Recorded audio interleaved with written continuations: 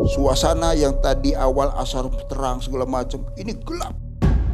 Seakan mau turun hujan, ternyata itu kabut.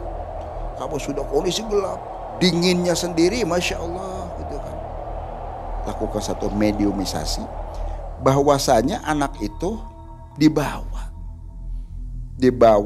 oleh seorang perempuan yaitu yang penguasa wilayah Pantai Pantura itu sendiri.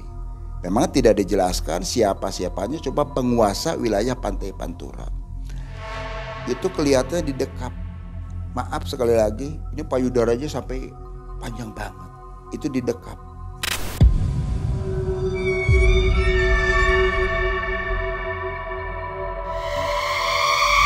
Ada terkadang terucap.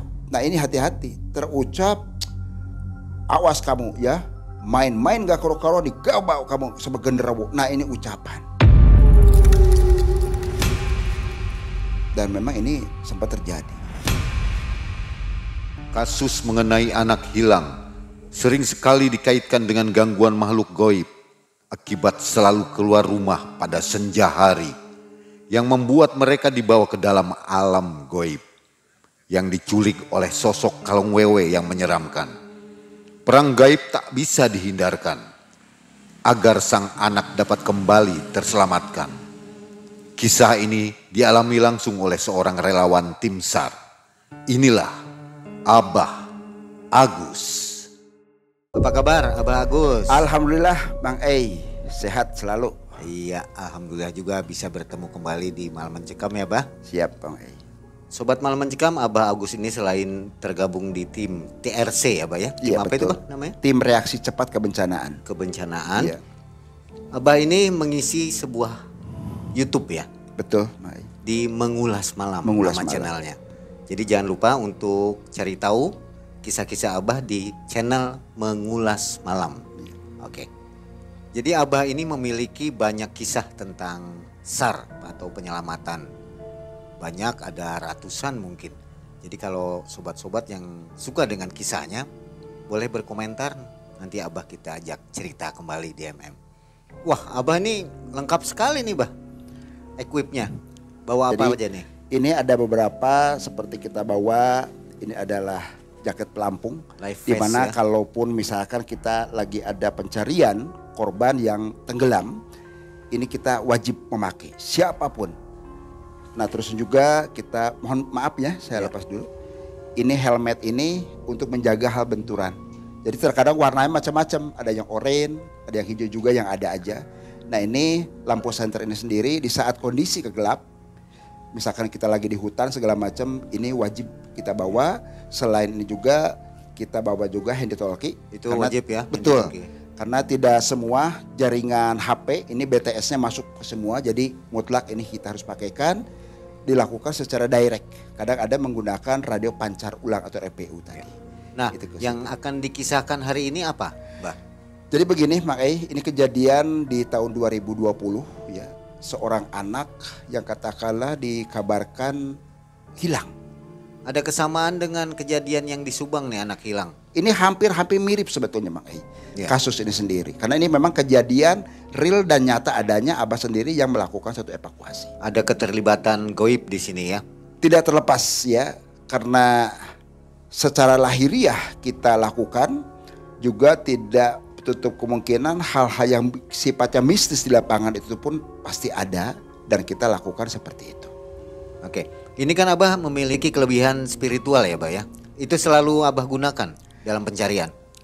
Jadi begini, sifatnya manusia punya satu daya terbatas ya. Abah tidak terlepas atas ridho bimbingan Allah Subhanahu wa taala, diberikan satu maunah. Itu ke situ diberikan satu daya lindungi, tidak terlepas karena bukan gratis begitu saja, hasil tirakat segala macam. Dan tentunya ini pun kita pergunakan sesuai dengan kebutuhan bila mana dalam tanda kutip orang yang memang membutuhkan. Selama kita Abah alhamdulillah terlibat di bagian bidang sosial kemasyarakatan, khususnya untuk menolong kebencanaan baik yang ada di darat, di laut juga, ya Abah setidaknya pergunakan juga hal-hal yang ada di dalam tubuh itu sendiri. Ya, seperti video sebelumnya, Mbak, ada yang bertanya ini, itu harus memberikan kepala kerbau setiap bulan berarti Bah. Apa itu nggak terlalu pendek waktunya? Jadi begini, itu memang yang namanya sifatnya goib ya, terkadang suka nyeleneh. Memang kalaupun dirupiahkan, itu kan nilai rupiahnya cukup besar. Nah ini kan dilakukan itu setiap bulan sekali, setiap malam Jumat Kliwon. Karena merasa warga pun dengan situasi kondisi ekonomi yang memang lagi ngedrop segala macam, akhirnya dari pihak warga berkoordinasi dengan pihak desa dan difasilitasi oleh salah satu orang pintar itu dikompensasi ke kambing. Baik, Sobat MM, saatnya kita mendengarkan salah satu kisah pengalaman dari Abah Agus tahun 2020. Kita simak sama-sama. Silakan Bah.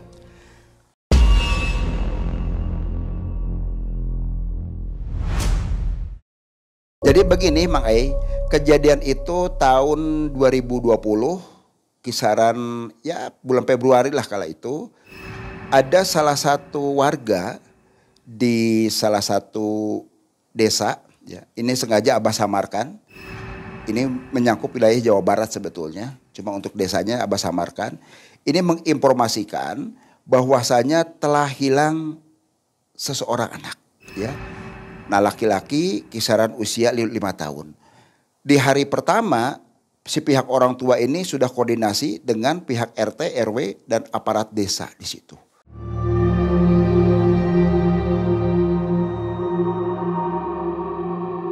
Lingkungan di situ bergerak segala macam. Cuma di hari pertama ini belum ada satu titik temu. Belum ada.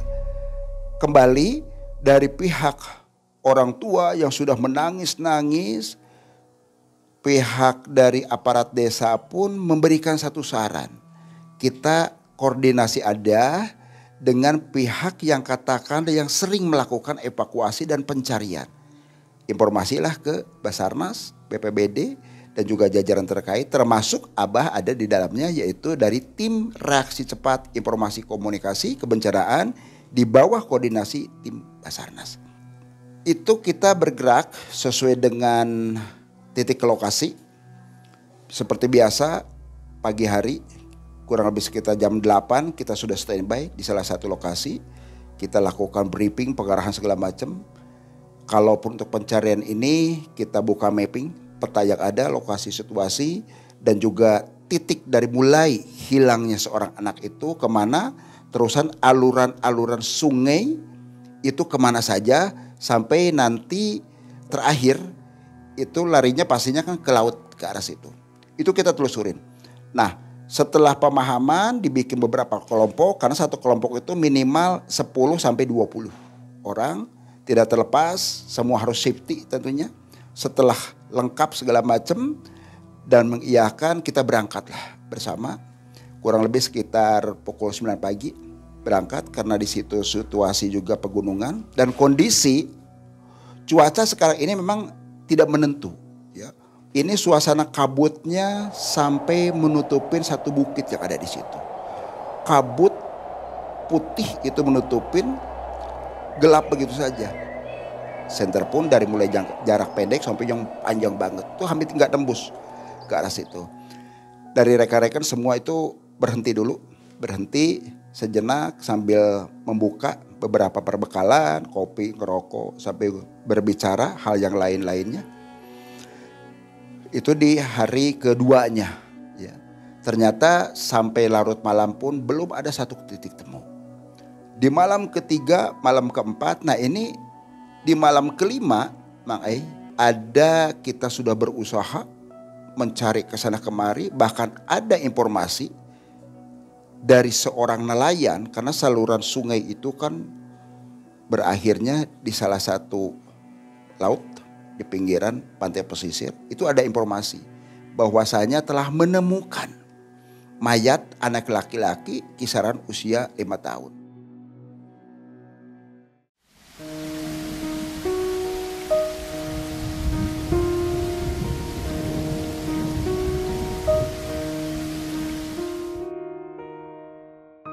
Dari pihak kita sendiri ini menerjunkan, melakukan identifikasi lakukan cross check sesuai tidak dengan data-datanya, ternyata data yang kita bawa dengan si korban yang ditemukan oleh salah seorang nelayan itu tidak sesuai. Oh ternyata bukan yang itu. Ya, karena setiap kita lakukan evakuasi, foto segala macam, pakaiannya itu setidaknya kan harus terekam dulu oleh kita sendiri sebagai bahan.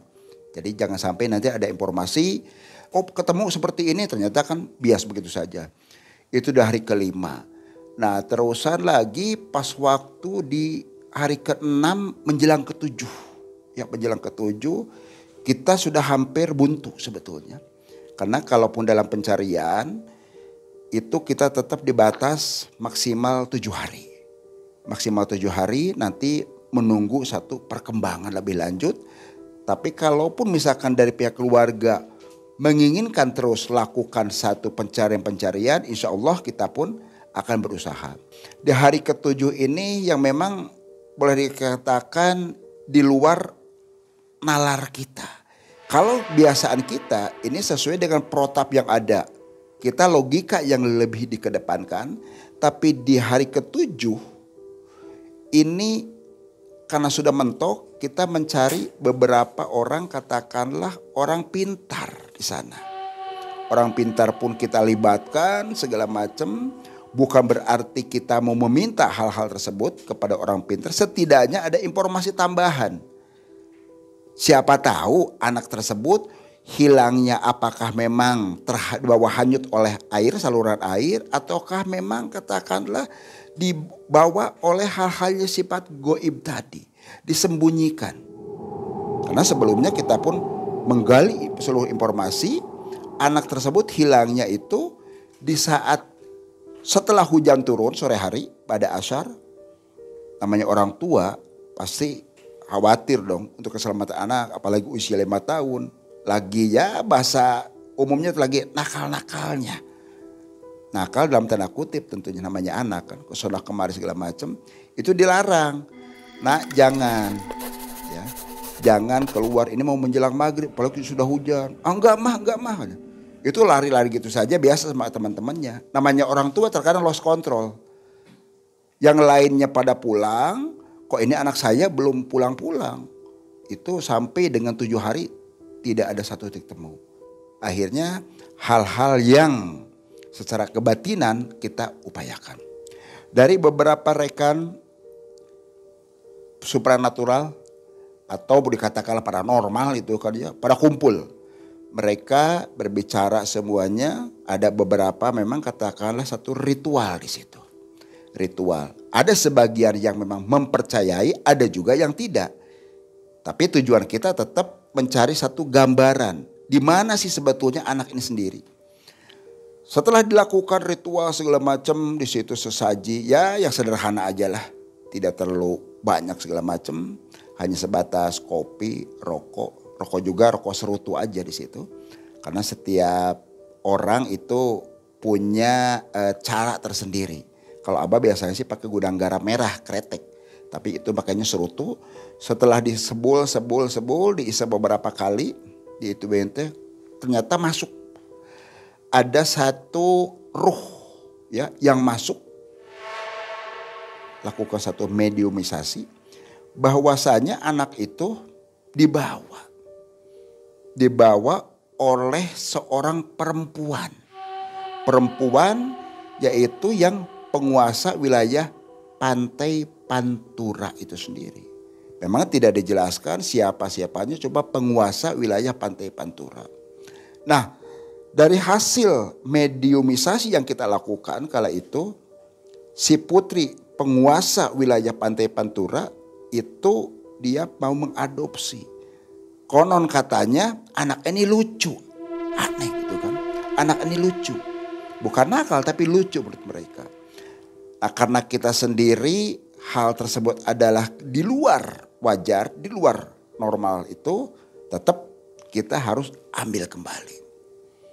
Tapi apa dikata, di saat kita mau minta untuk dikembalikan lagi dalam penguasaan goib tadi, tidak semudah membalikan telapak tangan. Tidak semudah itu. Memang mereka mengajak hal-hal yang sesat kepada kita sendiri. Tapi kondisi di situ tetap kita aklinya ya kita lebih kedepankan. Akal sehatnya kita kedepankan. Bahkan sampai menawari perihal pesugihan. Ya jelas-jelas kita tolak. Itu kan bertolak belakang. Kita tolak mentah-mentah. Tujuan kami di sini bukan untuk minta pesugihan segala macam. Tapi kami harus mendapatkan anak yang telah hilang. Yang namanya manusia itu harus dikembalikan. Tidak ada kata kompromi di situ tuh kan. Nah lama tapi karena mereka sendiri tetap mempertahankan, saya tidak akan pernah melepas anak ini. Anak ini sangat-sangat lucu, mau saya adopsi. Kelak di kemudian hari mau dijadikan sebagai raja. Waduh, semakin gak masuk akal aja kalau itu kan. Ya di satu sisi ada teman yang senyum. Ini ngomong apa katanya kan. Seakan kayak ngawur tapi ya itu gambaran-gambaran. Gambaran-gambaran seperti itu. Kita desak terus ya. Terjadilah satu hal yang memang tidak diharapkan oleh semuanya. Boleh dikatakan dukun tadi yang melakukan satu mediumisasi ini terjadi satu peperangan di situ. Perang karena di satu sisi siluman tadi mempertahankan, ya kita tidak mau diam dong. Bagaimanapun juga kita sebagai manusia adalah makhluk yang Allah ciptakan sempurna. Di saat peperangan tersebut, kalaupun secara nyata gini memang sulit untuk dibicarakan. Tapi di sini setelah kita memasuki satu dimensi alam lain, dimensi goib tadi, putri yang penguasa ini meninstruksikan, menyuruh kepada para penggawa segala macam untuk melakukan serangan-serangan yang begitu dahsyat banget. Sampai si dukun yang kesurupan tadi atau yang dilakukan mediumisasi ini hampir-hampir kepepet. Dan kita alhamdulillah di situ juga ada 4 orang yang paranormal, kita mempersiapkan juga. Karena merasa terdesak sampai menggah-megah begitu saja. Ini serangan-serangannya dari mulai katakan serangan seperti banaspati yang api gitu. Alhamdulillah ini tidak sampai ke tubuh bental begitu saja. Belum juga suasana yang tadinya karena ini menjelang maghrib ya, ini tuh suasana yang tadi awal asar terang segala macam ini gelap. Seakan mau turun hujan, ternyata itu kabut sudah kondisi gelap, dinginnya sendiri, masya Allah gitu kan. Tapi alhamdulillah kita semua menjaga, membentengi seluruhnya segala macam. Dari kita pun balik lakukan serangan dengan beberapa rapalan yang selama ini kita sering bacakan, ya, untuk menghalau serangan-serangan yang sifatnya goib tadi.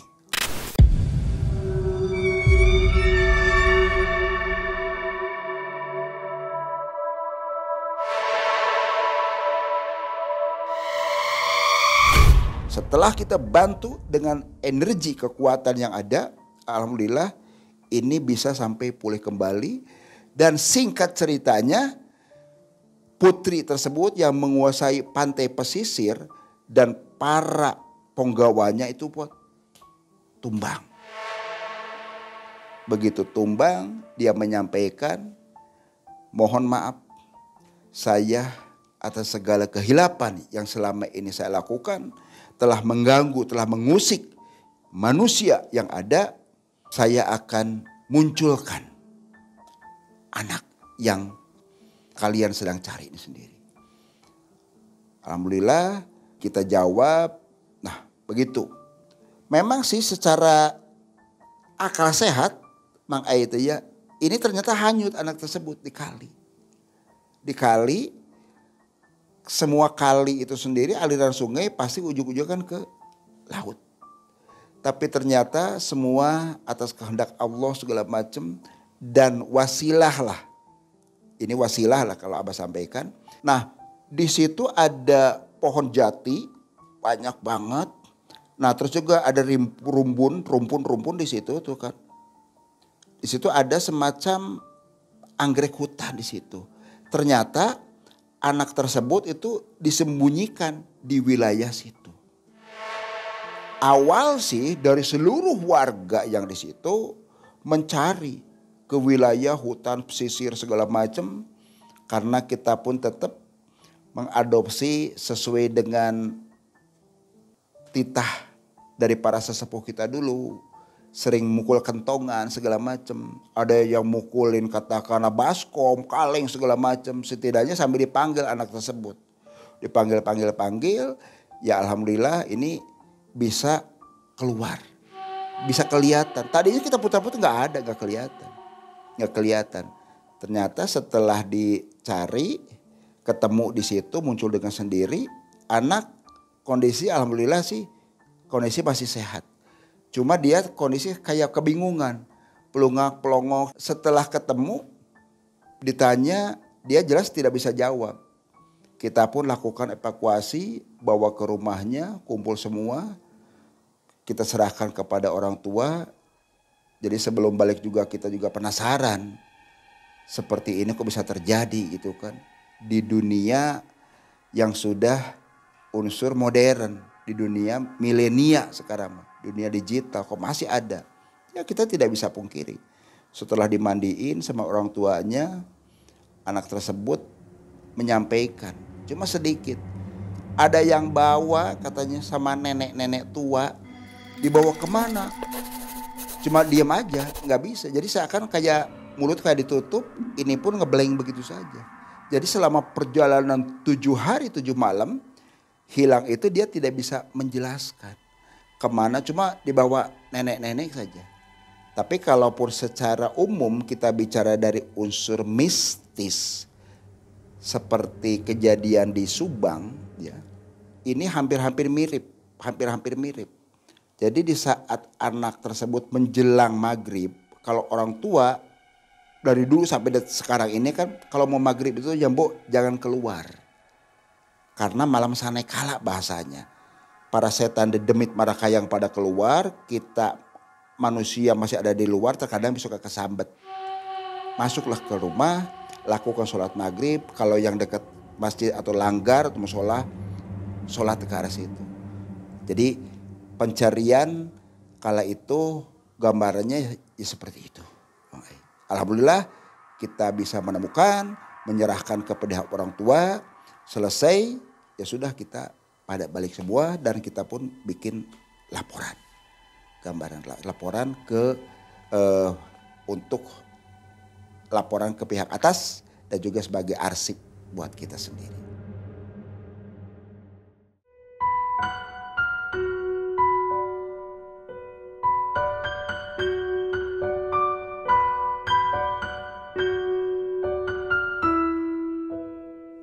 Ada lagi pernah kejadian ya pada tahun yang sama. Ini memang masih kisaran sih anak juga ya. Anak masih di daerah Jawa Barat juga. Itu anak ya memang namanya anak ya. Lagi bandel-bandelnya. Usianya 10 tahun. Anak tersebut laki-laki. Sebut aja dia si Dani. Bandelnya minta ampun, Masya Allah gitu kan. Setiap ada orang lewat dilempar apa aja sampai ibunya juga udah angkat tangan banget. Dani ya Allah kamu tuh gitu kan. Ada terkadang terucap. Nah ini hati-hati. Terucap awas kamu ya. Main-main gak karo-karo digabau kamu sama genderuwo. Nah ini ucapan. Dan memang ini sempat terjadi. Ada satu laporan yang masuk telah hilang seorang anak. Kisaran usia yang tadi Abah sampaikan. Akhirnya kita pun bergerak mencari awal hilangnya itu di mana. Ternyata hilangnya sendiri ini sebetulnya sih di pinggiran desa. Hutan lah di situ, sawah segala macam. Nah, tidak terlepas namanya anak, pohon bambu segala macam sudah biasa namanya di pinggiran. Mainnya kan paling ruang lingkup sekitar situ. Kalau sudah menjelang asar gelap banget.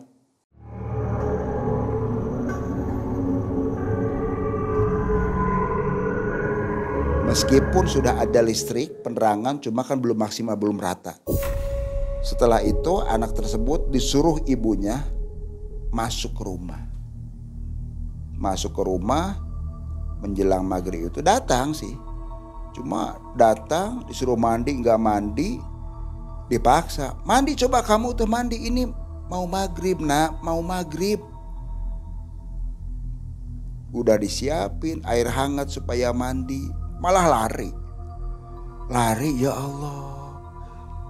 Namanya anak kecil lari cepet banget. Ibunya ya sudah didiamkan. Nggak lama-lama udah nunggu Isya.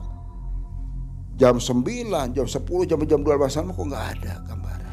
Anak saya kemana? Tanya ke tetangga kiri kanan, ada si Dani nggak ke sini? Nggak ada, nggak lihat. Geger lah di situ tuh kan, geger di situ. Warga maklum karena di pinggiran ya, kita pun mencari hal-hal yang sifatnya ke unsur mistisnya. Nah kebetulan Abah sendiri itu dulu pas lagi bertamu juga di situ, ada kawan, jadi kita tidak pergunakan uniform seperti ini kala itu kan. Nah kita mencari itu sampai ditabuhin kentongan segala macam tuh, nggak ada gambaran, nggak ada belas gambaran tuh kan. Hilang 1 hari, kedua harinya, sampai ketiga. Nah pas hari kelimanya tadi, pas hari kelima sudah berusaha mutar ke sana kemari, dicarilah ustadz di situ yang memang memahami di bidang-bidang supranatural seperti itu. Buka praktek si ustadz tersebut sih sebetulnya tidak buka praktek dia. Cuma kembali kalau misalkan lagi ada orang yang lagi sakit, apa wasilah dari air segala macam, itu aja. Nah, nggak lama dia lakukan semedi, akhirnya terlihat bahwasanya si Dani itu ada dalam dekapan makhluk halus tadi. Kita sebagai manusia jelas-jelas disamarkan. Hanya orang-orang tertentu saja yang Allah berikan satu maunah tadi, Allah berikan satu kelebihan. Itu kelihatannya di dekap. Kalaupun di tempat Abah disebutnya itu adalah kalong wewe. Perempuan tua seperti nenek-nenek dengan rambutnya sudah ubanan, gak karu-karuan aja, panjang, acak-acakan juga. Matanya itu sorot matanya sangat tajam sekali. Dengan kuku yang panjang. Terus juga di sini juga menyeringai dengan ada taringnya di situ. Maaf sekali lagi, ini payudaranya sampai panjang banget. Itu didekap.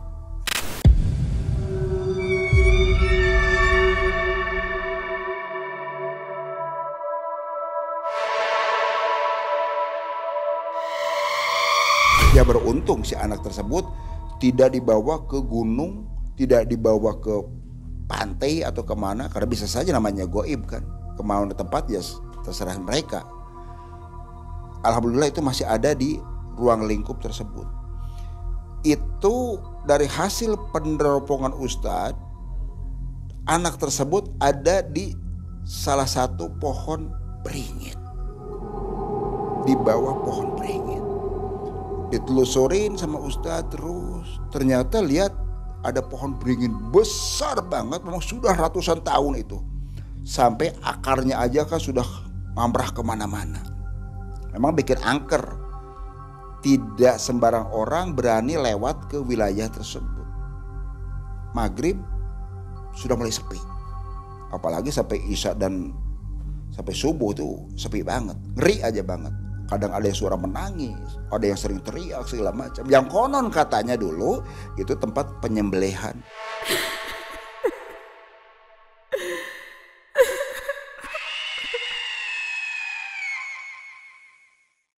Warga masyarakat zaman DITEI itu di situ, zaman Kartosuwiryo gitu. Ada sejarahnya di situ. Akhirnya ruh-ruh yang ada di situ pun ya ikut berontak atau gimana lah ceritanya. Pokoknya sering ada hal-hal yang kejadian. Termasuk anak tadi si Dani disembunyikan di situ dalam dekapan, disebutnya kalong wewe tadi. Ustadz datang ke sana, kita yang ada di belakang pun dampingin. Gimana Ustadz ini solusinya? Sudah, biarin saya yang langsung berbicara. Berbicara bagaimana? Nego? Oh, bukan nego. Maunya mereka sendiri apa sebetulnya? Jangan pernah mengusik kita sebagai manusia. Wong kita juga tidak pernah mengusik hal-hal yang mereka yang goib segala macam, tidak pernah mengusik. Ustadz berbicara, kita juga tidak tahu proses apa yang dibicarakan. Setelah kurang lebih ada 30 menitan lah bicara segala macam, cuma dilihat tuh Ustadz kemeringat banget di sini, kemeringat banget, sampai lagi duduk itu seakan kayak jatuh mundur ke situ. Kondisi si Ustadz itu sampai terpelanting. Ini lagi apa Ustadz?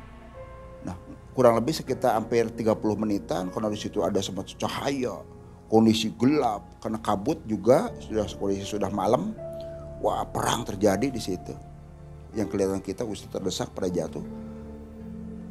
Selesai 30 menit, Ustadz menarik napas, minta air minum, ya kita berikan. Bentar ya, nanti si Dani juga akan muncul dengan sendiri. Tolong minta air, diminum sama Ustadz. Gak lama kemudian baru ngucap kurang lebih sekitar 10 menitan. Anak tersebut nangis. Ma, yo Dani di sini, Ma, Dani di sini. Ustadz yang langsung nyamperin, didekap si Dani tersebut, terusan dibawa pulang lah oleh Ustadz, diiringi semuanya. Nyampe rumah dikasih minum sama Ustadz, kayak karena anak itu kayak sawanan, pucet banget. Ya beberapa hari ya, tidak ketemu entah kemana. Kala itu kan disangkanya sih hilang, melayang begitu saja. Tapi alhamdulillah semua atas kehendak Allah itu bisa dipertemukan kembali. Nah, di sela-sela lagi ngobrol, mandiin anak selesai, duduk bersama kita ngobrol. Ustadz, itu tadi gimana kok kayak Ustadz jatuh berguling segala macam? Cerita Ustadz, yaitu tadi, maaf bukannya kita mau ujung dia takabur. Seseorang makhluk ataupun manusia mengambil haknya di luar haknya itu memang tidak boleh. Apalagi seorang makhluk mau menguasai kita sebagai manusia, jelas kita pun harus berontak. Apalagi itu anak kecil. Sebandel-bandelnya anak kecil itu akan lebih bandel anak jin segala macam. Oh, ke situ. Terus apa yang Ustadz lakukan kala itu? Ternyata Ustadz itu mengambil paksa. Si anak kecil yang lagi dikuasain oleh makhluk halus yang disebut kalong wewe tadi, dikuasain, dia paksa rebut segala macam. Ya terjadi perang dong.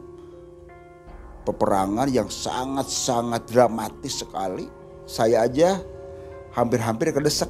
Iya, lihat Ustadz tuh sampai gelimpangan segala macam. Betul, tapi kembali semua kita manusia adalah makhluk yang paling sempurna Allah ciptakan ketimbang malaikat, jin dan apapun juga. Alhamdulillah semua kita berserah diri kepada Allah atas bantuan dan ridho Allah Subhanahu wa taala. Si makhluk tersebut takluk dan dia pun melepaskan begitu saja. Oh, begitu Ustadz, iya. Nah, Ustadz nyampaikan kepada yang kumpul di situ, wabil khususnya kepada ibunya si Dani, tolong Bu ya.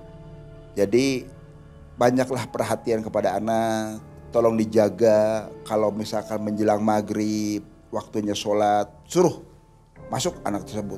Iya Ustadz, kata si ibunya Dani. Ini anak saya tuh aduh bandelnya minta ampun, sudah tahu mau maghrib disuruh mandi, sudah disiapin air hangat, malah dia kabur lari. Ya saya sebagai orang tua ya kesel, dikejar malah larinya cepat banget, hilang itu aja. Ini alhamdulillah wasilah dari Ustadz dan juga rekan-rekan semua, anak saya bisa terselamatkan. Mudah-mudahan ini menjadikan satu pelajaran buat anak saya, gitu kata si emaknya. Nah Ustadz pun nyampaikan sambil ngelus-ngelus kepala Dani, Dani ya hati-hati tuh. Dani tadi kejadian seperti apa di bawah tuh? Mau tahu, cuma dipanggil aja sama perempuan, terus Ya Dani dibawa gitu aja dituntun. Dani lihat tadi ada Pak Ustadz, ada Bapak, ada si Mama, teman-teman. Dani lihat. Cuma dipanggil-panggil kok nggak pada noleh. Apakah memang nggak kedenger atau gimana? Ya Ustadz cuma ketawa aja. Ya nggak bakalan kedenger lah. Kamu dalam di luar dimensi kita sendiri. Jadi dalam dimensi goib nggak kedengeran.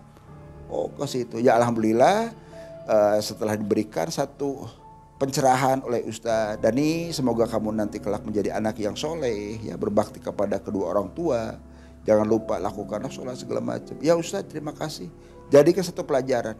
Alhamdulillah Dani pun sampai detik ini ya menjadi anak yang soleh dan dia pun sholatnya rajin, terus saya juga ke masjid segala macam, manutlah kepada orang tuanya. Jadi di setiap penyelamatan khususnya anak-anak Bah ya. Iya. Banyak keterlibatan makhluk-makhluk goib ya atau hal-hal di luar nalar. Jadi begini, memang tidak semuanya sebetulnya ya. Ada kalanya di saat kita kondisi sudah hampir-hampir putus asa, kita yang orang-orang tertentu ya termasuk punten sekali lagi Abah juga seringlah membacakan hal yang biasa Abah rapalkan. Itu ke situ, itu hanya salah satu media saja. Jadi tidak serta-merta kita lakukan terus-terusan, enggak. Karena tetap mereka sesuai dengan protapnya, ya kita logika yang lebih dikedepankan. Tapi karena kita berbicara dari unsur mistisnya, unsur mistis pun kita pakai di situ. Apabila kondisi udah mendesak, udah baru kepepet dipakai. banget, iya, udah hampir putus asa lah. Karena banyak hal-hal tersebut kejadian. Kalaupun kita ada di tim reaksi cepat informasi komunikasi kebencanaan, bukan hanya anak kecil, termasuk ada pesawat, titiknya di mana. Kadang dari radar itu bisa ketahuan, tapi setelah kita lihat di situ itu nggak ada. Ada memang sering kejadian seperti itu. Oke, itu kisahnya bisa dikisahkan nanti Bah di Malam Mencekam. Insya Allah, ya mangga, tinggal kita untuk berbagi saja intinya aja, untuk berbagi kepada sobat di Malam Mencekam. Oke, sobat Malam Mencekam, kita ambil hikmah dari kisah Abah Agus ini. Jangan lupa untuk selalu dekatkan diri kita kepada Allah Subhanahu wa taala. Amin ya Allah. Agar kita semua selamat ya Bah ya. Amin. Ya. Terima kasih Abah Agus dan Sama-sama, Mai. sobat Malam Mencekam, kita berpisah, kita jumpa di video selanjutnya. Assalamualaikum warahmatullahi wabarakatuh. Waalaikumsalam warahmatullahi wabarakatuh.